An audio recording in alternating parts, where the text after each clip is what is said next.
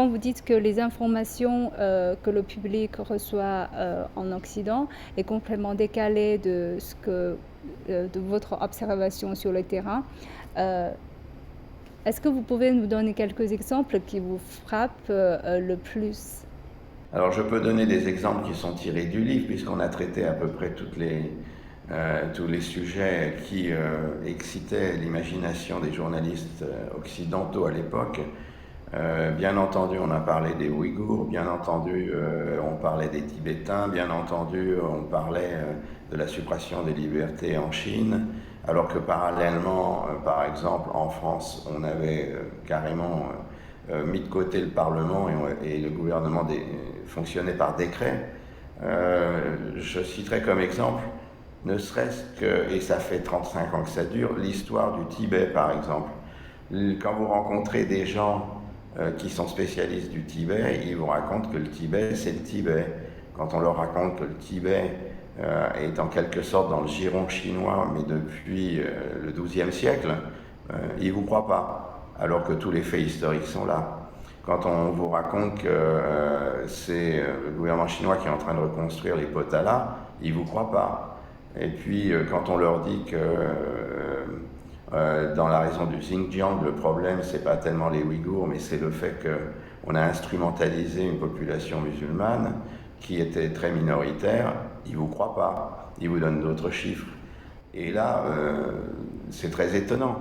On arrive à l'absurdité de parler du génocide des Ouïghours, alors que c'est une ethnie qui a une natalité, une population qui disparaît parce qu'on la tue.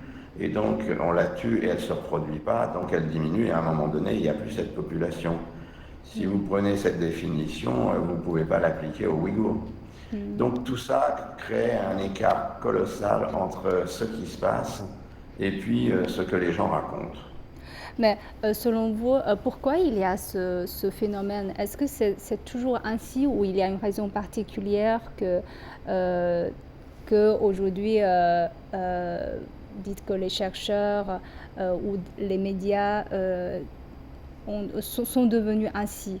Ce que j'ai découvert en faisant la recherche de ce livre, c'est qu'il y a une sorte de coopération entre le monde médiatique, qui n'est plus du tout ce que c'était il y a 40 ans, et puis ce qu'on appelle les think tanks, c'est-à-dire comment arrive l'information à la première page d'un journal, d'où vient-elle, qui l'a ramenée, et vraiment où est la source de cette information.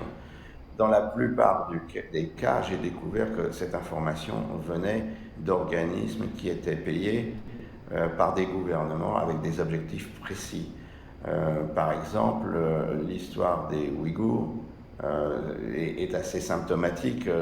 La seule source d'information que les médias colportent dans toute la presse occidentale vient d'une seule personne qui travaille à Washington dans un établissement dont le titre à l'origine était très clair. C'est un établissement anticommuniste, anti-soviétique, qui date donc des années 50-60. Malheureusement, les établissements comme ça ne meurent jamais. Vous savez, les institutions ne meurent jamais. Donc, elles se recyclent. Si le sujet n'existe plus, les employés ne vont pas être mis au chômage, donc on crée un nouveau sujet pour maintenir l'institution.